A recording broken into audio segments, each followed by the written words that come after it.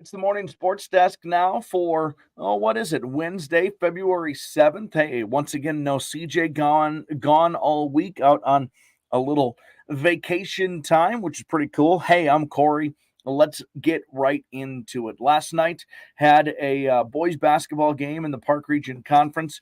The top two teams in the Park Region Conference, Wadena Deer Creek hosting Henning in PRC play.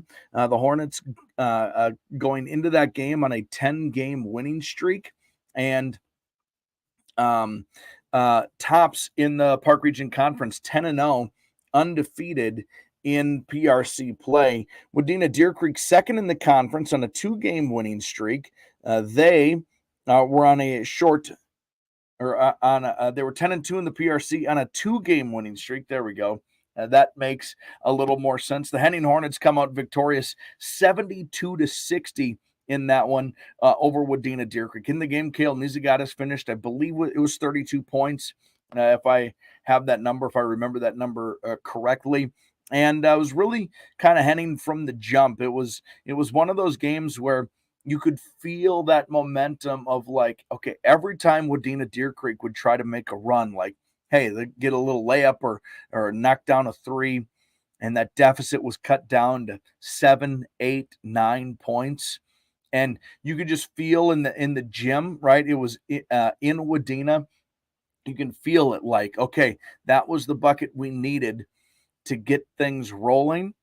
If we can get one more, we're ready to roll. Get a stop, get a bucket, get a stop, get a bucket. You could just feel it. It was right on the cusp. Man, it felt like a half a dozen times or more in that second half. And every single time Wadena Deer Creek made a bucket, the Henning Hornets would come down the floor and answer with a three. It wasn't just that they would match a layup with a layup or a three with another bucket. Every single time the Wolverines would get a bucket and Henning would come down the floor and knock down a big range 3-point shot. And with 32 points, more times than not, that was often sophomore Kale Mizagatis who was doing it. So the Hornets extend their winning streak to 11 straight games. They're 11-0 in PRC play, and they have just 3 conference games left in the regular season. Now, a win last night obviously does not guarantee an outright conference championship, but they are absolutely in the driver's seat. Conference games the rest of the season. Now, they'll play tomorrow night, Thursday, February 8th, at New York Mills. They will play Thursday, February 15th, at Verndale, and they'll play Tuesday, February 20th, at Bertha Hewitt. The Hornets absolutely in the driver's seat, both New York Mills and Verndale at the bottom of the PRC. Bertha Hewitt's feisty, but it is going to be a home game for Henning to close out PRC play. They have 3 other non-conference games on the schedule in that time, but the Hornets on their way to another Park Region Conference victory. Coach Mizagatis said in the pregame show last night, in his time as head coach, they have 7 conference titles. Well, 3 conference games away from locking up their 8th solo title of the season, barring any miscues along the way. So congratulations to the Henning Hornets on their big win last night. Let's take a look at some state sports while we're at it. First of all, Gopher Men's basketball gets a nice win. Beat Michigan State last night at Williams Arena. Final 59-56. Cam Christie had a nice one. He's just a freshman. 19 points from him. Dawson Garcia had 10 points. It's the 3rd straight victory for the Gophers. They're 15-7 overall now. 6-5 in the Big Ten. They're actually tied for 4th place now in the Big Ten with Northwestern. They travel to Iowa on Sunday. Gopher women's basketball, well, they're in a little bit of a skid, a 4-game losing streak right now, and it doesn't get any easier. They host Ohio State tomorrow night at Williams Arena. Looks like an 8 o'clock start time. The Buckeyes are 19-3 overall. They're 10-1 in Big Ten conference play. They've won 9 straight. As a matter of fact, they haven't lost yet in 2024. So a tall task for the Gopher women's basketball team tomorrow night. Timberwolves blew a big lead. They were up 23 in this one. and lose to the Chicago Bulls 129-123 in overtime last night.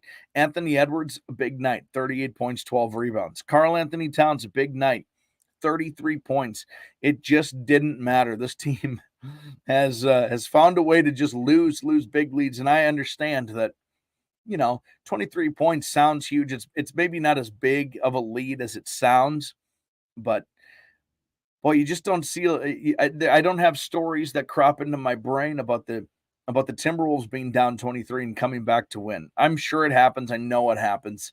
It's the NBA. That's just how it works. But these up by 20 plus points and losing are just stories that continue to crop up for this Timberwolves club. They continue their road trip in Milwaukee tomorrow night against the Bucks. Giannis has been on a tear.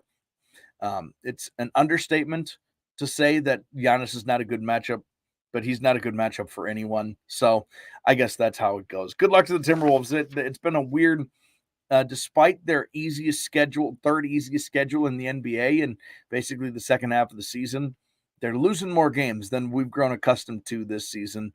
And we're allowed to be nitpicky about the Timberwolves, which is kind of fun. The Wild are back from their All-Star break. They get back at it tonight. They're in Chicago against the Blackhawks. About an 8:30 start tonight. They're seventh place in the Central Division. They're 7 points back of their final playoff spot in the West. Remember, they went into the All-Star break on a 2-game slide, so momentum is not really going their way. The break probably came at a perfect time for the Minnesota Wild. They need to get back at it. The Blackhawks will be without Connor Bedard. He's got a fractured jaw. Yikes. So an opportunity here for the Wild to get one.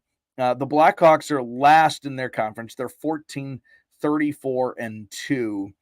Come on, Wild. Just go ahead and get one. Looks like Gustafsson will start in net tonight. Again, an 8:30 start time. From the United Center, it always seems like the Timberwolves and Wild end up in Chicago at about the same time, which is a pretty cool way to set that up. I don't think the NBA and NHL are in cahoots, but if you're a Minnesota sports fan, why wouldn't you make that trip to Chicago? Watch the Timberwolves play one night and the Wild play the next. I think that's pretty cool. We don't have anything on our broadcast schedule tonight. We do, however, have Mid-State Conference boys basketball tomorrow night. Aiken at Staples Motley. That'll be on AM 1430 and 98.5 FM The Fan. We have boys hockey on Friday night. Kitson Central at Wadena Deer Creek. A 5:45 pregame. 6 o'clock face-off on 101.7 FM and AM 920 KWAD. All those details are at WadenaRadio.com. That's going to do it for the morning sports desk for February 7th.